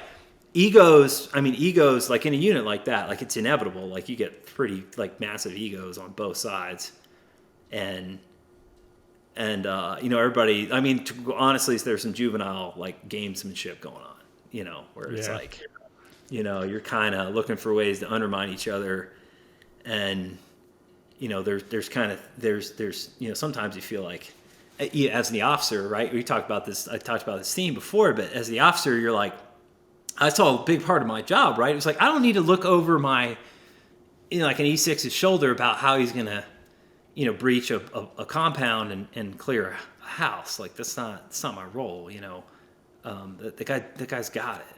But, in terms of making this big joint operation, like really work and not have it fall apart over, honestly squabbles or, philosophical differences, which are very real and can be crippling. That was, I think that was a big part of what I was doing as, an 03 at the time, captain. So anyway, so that's, kind of contextual stuff, Ryan. Yeah, that's perfect context. Yeah. So we go, and what's happening, this is like my second tour in Iraq, but at this point, like JSOC, like the enemy's figured out a lot of the rhythms of JSOC, with night ops and intelligence gathering and like kind of what we're looking for to get people, right? They figured this shit out. So the end result is daylight raids. It's daylight raids, man. And it's like, okay, so like Rangers, like when you're a conventional army, it's like you do a lot of stuff in the daylight. That's how it goes. Because you're just the whole nation building shit, and you gotta be like key leader engagements and fucking go shake hands with people. So you're out in the day all the time. You're exposed to shit all the time. And then, but you get in the Rangers for a little bit, and you're like, the sun. You're like a vampire, you're like, and but the enemy had adapted. We were starting to do daylight raids, so we end up doing a raid, and we're going after. We went after kind of all kinds of people. Like you go after. These EFP cells, right? Explosively formed projectiles. And sometimes you're going kind of high level, very, very high level people who are, and what happens with really, really high level people is like those dudes don't really like throw down and like die on the objective, right? Like those ops, like a lot of times the higher up they are, like the safer you are on the objective. Like the guy's clearing the house, you're like, this dude's gonna fucking go, okay, fine, here, I'll give up and I'll politic my way through this, whatever happens on the back end, right? So that's kind of another like big misnomer, I think, with like, tier 1 targets. Like tier 1 fucking targets don't suicide like bomb. They're not strapped up with a vest and they like fucking give you a big hug and everybody dies. Like that's not what tier 1 targets do. Tier 1 targets fucking give up. But what a lot of times happens with tier 1 targets is like they are in a place where there's an area defense, there's a larger network of help for them. They think, somebody's got their back. So it's really the fight a lot of times is outside, right? So we roll into this area, it's outside Baghdad, very, very dense, like built up area. And kind of like, kind of Iraq housing, very, very dense, lots of like little nooks and crannies, and then the urban. It's sort of like a vertical environment, like what you get in the mountains of Afghanistan, but it's built up city, right? Like Baghdad has 5 million people. 5 million people. That's big, like that's a lot of people. That's more than the entire state of Montana where I live. So Baghdad's like it can be pretty intense there. So we're out there in the middle of the afternoon. We hit a house, and I remember we blew the door, right? And we were using it was a certain type of charge, and we blew the door, and the blower went in, and when it went in, let's back up a sec. Is that it was cool because when we went to the X, it was like, okay, it's fucking daylight, dude. We're not gonna like go offset 3 miles and walk our asses in there. So we're going to the X, right? So we go to the X with like Strykers, and we like blast through the compound, like outer wall, like with the Strykers, just like wham, which is cool. Like, it's badass. And then wham through the, like just everybody pours out, run to the door some just gigantic fucking bank safe type thing. So we blow the door, and when the door blows in, it hits a dude who is strapped up, like ready to hose us down at the door. No. And so we got pretty lucky there. Yeah. So the door hits the dude, and it's like he takes him out, right? So we clear the house, like get the guys we wanted, and it was one of those objectives where, you try to get up high as quick as you can, right? So I get up on the roof, and I remember like you started to see like people like fleeing from the area, right? And that was always like your, big red flag, right? It's like, oh, wait, sorry. Why do you want to get up high, and why is that a red flag? So you want to get up high, like as the ground force, like as an officer on the ground, right? For perspective, right? For like control of the battlefield, where you have good situation awareness, you can see like all the kind of streets and surrounding houses and buildings. And so if you need to start making tactical maneuvers, either with your dismounted guys or with your Strykers, which Strykers are a huge source of firepower, you get all the kind of heavy weapons on them, right? So that's a big part of our combat power.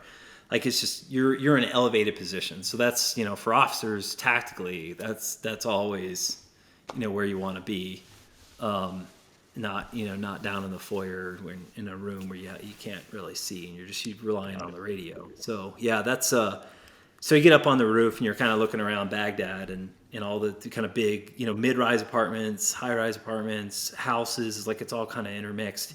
There's a big industrial building and you're just seeing, people are just bailing, man. Like people are fleeing, and I think for any combat vets, it's like that's one of those like ones that's you kind of learn quickly is like when the population starts to, it's like those days where it's like, man, we went through this market yesterday and nobody's here today. Oh shit! Or you see people like fleeing like in all directions. You're like, here we go, and. That's basically like what happened is I'll get to it in a sec, but we ended up doing kind of a little side mission, Ryan, where there was another kind of area of interest not far away, and a vehicle took off very quickly from that house, but the air lost them. And then they kind of reacquired. They thought they reacquired the vehicle, but anyway, they're like, "Hey, go chase those dudes." So we get back in the Strykers, like some of us, like so we leave. I leave some guys on the objective, and then we're like, "Hey, we're gonna grab, like basically 2 squads. We'll just jam into 2 Strykers, and we'll go chase this car. We're gonna do a vehicle interdiction, all right?" So in a city, right, Ray? Yeah, in the middle of a city, and they're like, "Hey, it's a red sedan." You're like, okay, a red sedan in Baghdad, 5 million people, right? And this is like a very like built up, like developed part of the city. And so we're like, okay, hey, look, air's got them. But then when air lost them, I was like, oh, this is going to be a goat rope. But anyway, so air kind of lose them. They're like, hey, we acquired, it's a red sedan. And it's like what you saw in Black Hawk Down, where there's kind of the relay between the air asset that's actually following them, like down to me and the Stryker, and then to the the Stryker, like the actual kind of driver and all that, right? So there's this whole relay game. We ended up it just kind of turned into this big like wild goose chase, and we ended up shaking down some people that it was not the right sedan, but we a red sedan in Baghdad, like try it sometime. Right, that's great. We end up eventually I was like, hey, I called it off. I was like, no, fucking, we're done. Like we've already fucked up like 3 families on their way to church or whatever, and we're just gonna knock this shit off. So we pulled out. We came back to the original house, collapsed back down, and at this point he's like, like it's about to happen. Like it was kind of that whole kind of side excursion was maybe like 15 minutes, which is again like it's starting to get to like again like lightning raid, right? You come in, you do what you got to do, you get out of there, especially when it's broad daylight. Slowed us down, and what happened is the enemy had time to basically completely like maneuver. Like they mobilized a whole bunch of guys in this kind of area defense scheme that they had, and they came and we basically started taking 360 fire every single direction around this house where we had our vehicles, and we were still kind of processing the intel. So we're taking 360 fire, and I start moving the Strykers around because that's our best combat power, right? Like freaking automatic grenade launcher. I mean, just like, dude, that's too easy. But I remember it was like these guys were extremely like aggressive in like trying to really like close with us. And so there were points where it was like, I remember I was like watching at one point, you kind of like watching this intersection just like right down the road. And like you kind of see heads first, like around the corners, see head, and then around comes the corner, here's the dude with the RPG. And he lets one off, and it actually hits the RPG cage on the Stryker, and detonates on the RPG cage. and we just like hosed this dude down before he had a chance to kind of get back around the corner. And you know, it's like it's always like there's kind of people when they get hit, they kind of fall, you know, kind of fall a certain way, or they you know, you hit them because they like twirl. There's a little spin, you know, of like kind of somebody getting hit, or they just like all their life, like all their kind of muscle goes out of them at once, right? They just like collapse. And it was like you kind of got, you know, again, even from like my early like tours, like you see somebody fall, but you don't know if they just fell down or they ducked or if you hit them. And at this point you knew when you hit somebody, you know, you could always like just see by the way their body moved that you hit them. You know, when you're talking out, you know, you're not talking like, oh, I'm shooting somebody at 25 yards. And he's like, you know, but like this is out a ways. And you kind of learn how distance. you kind of like learn how a body moves when it gets hit. And Ray, as you're going through this, and I know people are going to get on my ass for interrupting. So I just wanted to ask, as this is going on, so you kind of got a guy who comes around, shoots an RPG, hits the Stryker, which does as it's supposed to do. As the platoon leader on the ground, whether or not you're the ground force commander, like what are you thinking you need to do at this point? Like what's going through your head as the officer there as opposed to the door kicker on that objective? Yeah, so the primary objective, right, is get, you know, your target, right?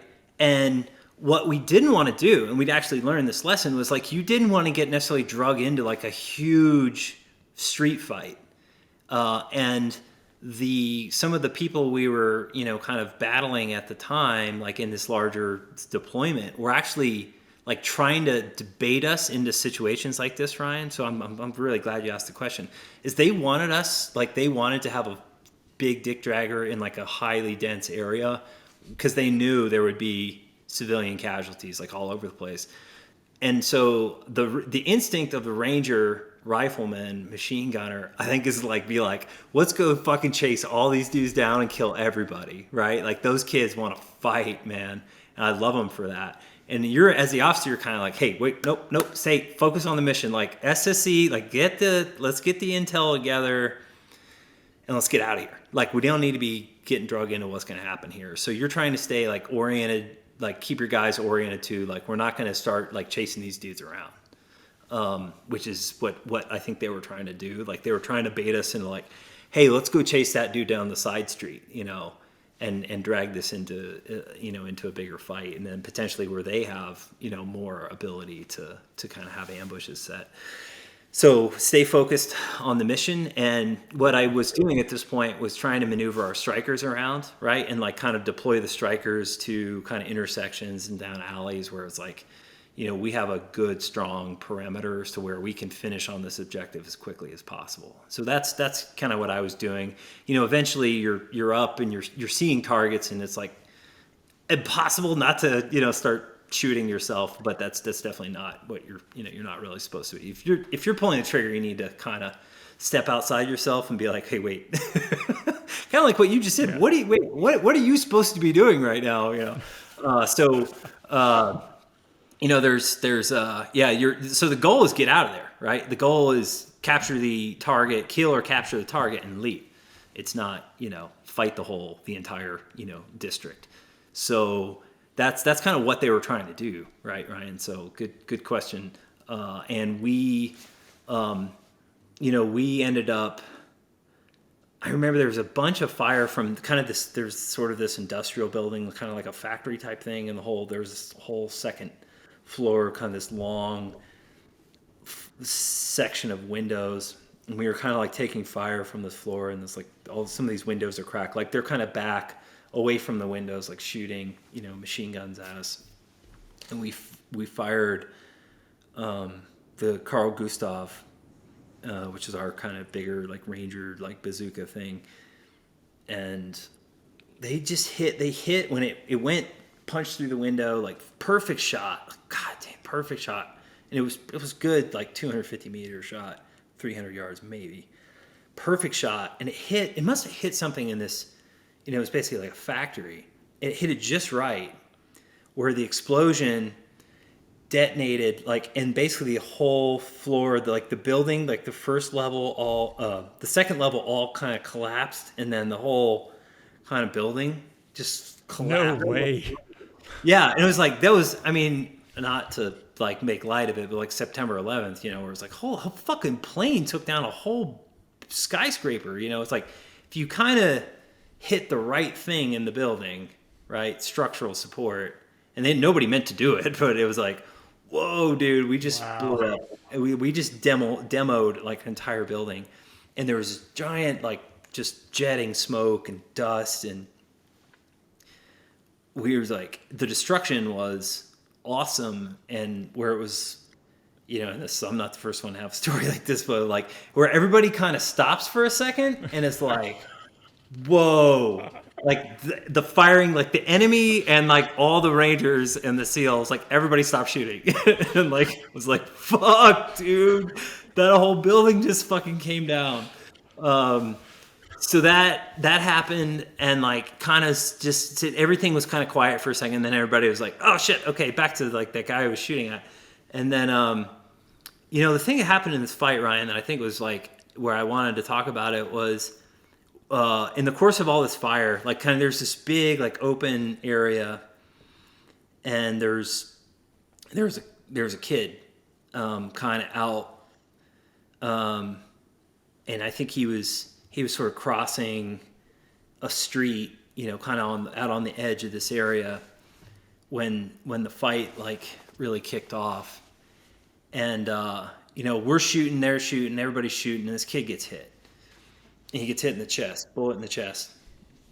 And I remember seeing, you know, it ended up being his dad, a guy's running toward us, right? And he's got a kid in his arms, right? He's running toward us, and he's hauling ass. He's just fired bullets going everywhere, right? He's just running right through it, and he's running right toward us, you know. And at first you're like, whoa, it's a suicide bomber.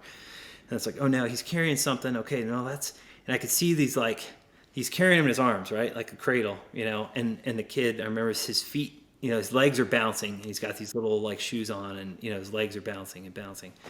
And he's like, you know, he's like limp. And the guy comes running up, and it's like, hey, hold your fire. Like, what's up? And the kid he kind of like, we bring him in the courtyard, and we're like, hey, kid's got a bullet in the chest. And so here's, you know, kind of back to this like warrior, like darkness thing I've been talking about is, so my platoon sergeant, Dave, we'll just call him Dave. He's like, hey, this kid's, you know, the medic looks at him real quick. He's like, hey, he's not going to make it. Or like he needs, you know, he's urgent surgical, like he's not gonna make it, like we gotta help him. And I was like, fuck him, you know, like it's not our fucking problem. Like, I don't know if it was us or them that hit him, but I don't fucking care. I don't fucking care about this dude, this kid. They got hit. I don't care about his fucking dad. And I was like, we're not gonna fucking, this ain't our problem, man. You know, so that's what I tell Dave. And he's like this super duper Ranger platoon sergeant, hard ass guy, but you know, he's like, hey man, that, you know, we kind of argue about it for a little bit, right? Like me and him are arguing, and I'm the bad guy. I'm again, step outside myself. Like I'm the bad guy right now, and he's like, hey, you know, that's not who you are. You know, he says something like that. Because I'm like, leave him, fuck. Yeah, and he's like, you know, hey, that's not who you are. It's not who we are. You know, like we're gonna take care of this kid. You know, and it kind of like the way he said it to me was, it like kind of snapped me out of it. You know, where it was like you kind of lost. And I think what had happened to me, Ryan, is like I was so wrapped. Is the fighting I've been just fighting for, you know, basically 2 years at this point, and in and out of, you know, and it was like, I just like was so calloused and so like lost in just all the violence that it was like, you know, it's a fucking kid. I was like, fuck him, you know? And, you know, it took another guy who was on like his 12 combat tour who still completely had his humanity, you know? to kind of slap me out of it, you know, and go, come on, you know, like what are you talking about? You know, and I think there was some cold calculus on my end, whereas again, it was like, hey, if we're going to set up and we're going to fucking help this kid, we've got to do some urgent like stuff right now. Like our medics in the regiment were extremely well trained. They could do a lot of things. And it's like, there needs to be immediate intervention here. So I think part of me was looking at it as, you know, I'm not going to drag this out and expose the whole element here to another 10, 15 minutes of what we're into, which is a pretty serious daylight firefight in the extremely dense part of Baghdad for some kid who's probably not going to make it anyway. Yeah. And so that was in there too. I don't think it wasn't just me being a monster, but part of it was me being a monster. And my friend, my platoon sergeant, fucking snapped me out of it. And it was like, all right, I don't know who was just talking right there, but yeah, let's sort this out really quick. And so we stayed there a little bit longer. We kind of worked where we felt like we could kind of stabilize the kid, and then we brought him in the Stryker with us, and we took him, you know, back to, basically to a combat like surgical, you know, hospital at the airfield. And you know, I got stuck on that, you know, like reflecting on that. You know, that we had, you know, I don't know who shot this kid, but I know that I was not interested in helping like a little boy, you know, who the dad had kind of brought him to us because I think the dad, you know, they knew it was like, hey, you know, the Americans have real medical capability, you know, it's like, help me. And you know, I just, you know, that's one of those things too, where you kind of look at yourself, you kind of put your like conventional hat on, or you put your JSOC and your counterterrorism hat on. And when I got my conventional hat on too, it's like, shame on you, man. You know, where, you know, to me, it was anytime you're kind of doing the you step outside of the night raids and counterterrorism, it was like, you know, anytime where you can get to the kids and you can help a kid out, you're winning, you know, and for me as a parent, you know, somebody helps my kid out at school or in the community, somebody does something nice for my kid, and I'm like, hey, I'm on your team. I'm on your team, man. Yep. You know, and so that was something I think I lost track of there for a while, you know. The way you describe this, like I can feel the weight of it as you talk about it. Like I'm getting goosebumps just listening. And I remember Chris Van Zant said something similar. It wasn't about a kid, but just like, why don't I feel anything anymore? I don't care about killing people. Like that's not right. Something's not right here. And you start to, you know, over time, you realize it, or somebody has to point it out. That's scary stuff, man. Yeah. And it was kind of, it didn't come from like, I came home to my wife and I said, oh gosh, you know, here's something I did. It was another guy who actually was in deeper, way deeper than I was at that point. You know, 12 tours. I'm not exaggerating, that they kind of said, dude, you know, come back down to, you know, be a human again here. So I appreciate what Dave did there, you know. And I never, you know, I don't think I ever really told him how much I appreciated what he did that day. Cause there was sort of like, I was drifting away, man, you know, and then I kind of came back to, you know, you kind of, just sort of reset a little bit. Wow. That's cool. That impact. And man, I got to say, like, I can't even believe, like, I could talk to you for hours. We've been here 2 hours and the time has flown, and I don't want you to have to sit here that much longer, but I do have a couple other questions I wanted to ask, if that's all right, Ray, as we wrap up.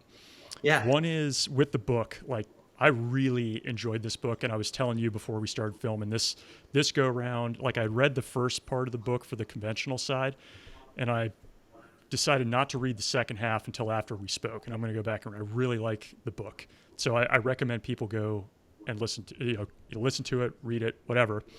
But I wanted to ask, like, why did you name it what you did?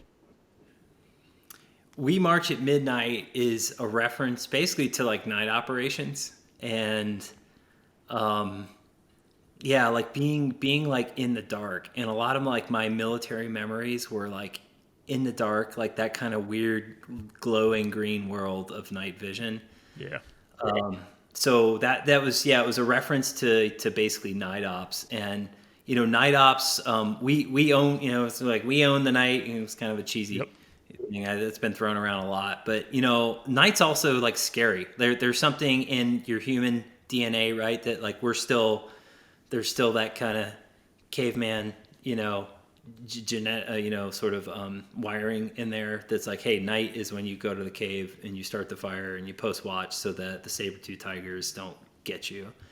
And so I think we'll always, like there's night, this can be scary too. There's things there, especially for me in Afghanistan, there was a lot of time in the mountains just way out there and just being dark and, just ink black, and you're on the side of some mountain and you could fall to your death at any time off a cliff, and you're going to do a mission and you might be, killed fighting 40 Taliban on an objective. And it's just almost scary. It's terrifying. Like it's like brings out like this kid part of you, So night is, it's kind of about the night, which is what, a lot of my time overseas was running around in the dark. Damn. Yeah. And again, like I know that there are many more stories in there, so people got to go and read the book now to get the rest of it. And maybe one day we'll do another, because I just enjoy talking to you. This is like, I was up in the air, I was an aviator, but if I had gone infantry, what would it be like? And this is like exactly how I think it could have played out. And it's really interesting to hear this side from me personally. So thank you for that. I will also want to ask you my 2 token questions I like to ask everybody, right? Yeah. So is there something that you carried with you into combat that had sentimental value, good luck charm, or that somebody had given to you that meant a lot to you? I had a picture of Elizabeth that I carried around a lot, and that meant a lot to me. This was still sort of like the era where kind of my first couple tours were like kind of before the internet was everywhere, and like you might, like iPhones and smartphones and all that. So like it was still kind of old school for me, Ryan, where, you kind of had a little picture of your wife, and then it's, and then it gets, you sweat through your uniform one day, and then her picture just gets kind of more and more beat up every time, you pull it out. And, at one point I kind of showed it to some of were my friends in Afghanistan, like guys that I got to know, Afghans I got to know really well. And, it was something I showed to people, and then you're like, hey, you got a picture of your wife? And you're like, nope. No, we don't do that. Like, but they'll like be like, oh yeah, hey, we like your picture. You're like, oh, yeah, you don't get to see mine. It's double standard. Where did you keep it on you? I had it. Gosh, man, I think I had it. Like, had it actually. This is when we had fucking stupid ACUs, worst uniform ever. And I think I had it in my kind of in my sleeve pocket. You pulled up your Velcro. Yep. And I kind of had it in there in like my little notebook for just kind of notes and stuff. And then I had like that in a little waterproof sleeve. So I just kind of like had it, had it like on my shoulder, So she was with me, That's and cool. yeah, it was like old school, like what you see in a World War II or a Vietnam flick. I mean, you kind of had the photo, man. We didn't have, especially my first tour in Afghanistan, we didn't have internet, man. We didn't have no like computers or anything. So it was we were writing letters, we were fucking writing it was letters. like Vietnam style. Yeah. You like wait for mailbird and like, yeah. And you'd have, you want to think about your wife, you fucking, you had a picture of her, or like dudes were fucking having Playboys and like Hustler and shit for, their, for that whole thing. Right. Like it was old school. Man. It was, yeah. Everything was on paper.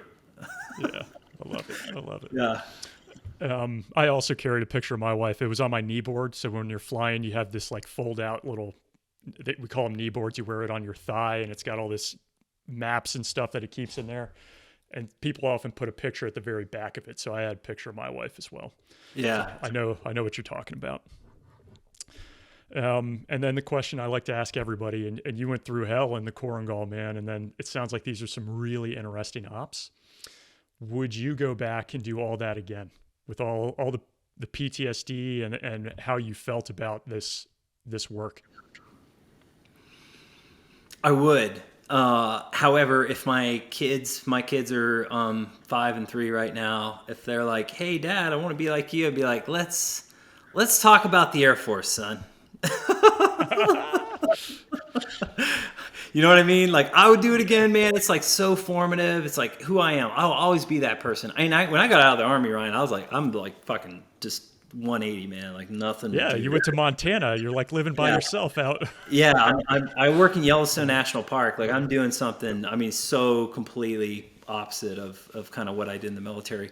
But, you know, I would not trade it for anything. And there was a formative experience. It'll always be who I am, you know, a big part of who I am. But definitely my kids, I don't necessarily wish something like that on my kids, because there's some baggage that goes with it, and not everybody gets to come home, man. So yeah, my kids would be like, dude, Air Force, man, you know. They got the Space Force. Space Force, son. That's Space right. Force is where it's at. You get the cool uniform, That with weird the uni Star Trek thing going on, and imagine doing joint ops with them, Ray. Yeah. So Space Force for the kids, Ryan, but I would do it over again for sure. Yeah. That's awesome, man. All right. Well, thanks so much, Ray, for the time. I hope we do get to do this again. And if I'm over in Yellowstone and you're ever out in San Fran, please, like, I'd love to get a beer with you. I had such a great time talking. I appreciate the candor and really like digging into the details of the experience, which I think people are really going to enjoy this interview. So thanks a lot, man. Yeah. You're Ryan. I'm a fan of the show. I'm a fan of you. I think you're an awesome interviewer. So like, just thanks for having me on. Appreciate it. Sounds good, man. Take care. Thanks for listening to this combat story. As we wrap up, I just wanted to say thank you to those in the combat story community who have taken a few minutes out of your busy lives to not just listen to these stories, but also leave positive and supportive comments on Apple and YouTube. Here are some of the comments that caught my eye this week. Our first comment comes from Steve Cassell on YouTube for the Wes H. Hennessy video. And it says, "This is one of the best yet. The beginning conversation was excellent and very relatable. Keep up the great work." You know, it's funny. A lot of people have written in about this particular episode saying they really enjoyed the dialogue. And at the very beginning, I think we're talking about the States, him growing up, like the States of Australia compared to the U.S., how where he grew up in Queensland is a bit like Texas and Arizona. Also him running the schoolhouse. But H is just such like a likable character. You can tell he's very real and tough as nails. So I can see why people really enjoyed that. And thank you for leaving that comment, Steve. I appreciate it.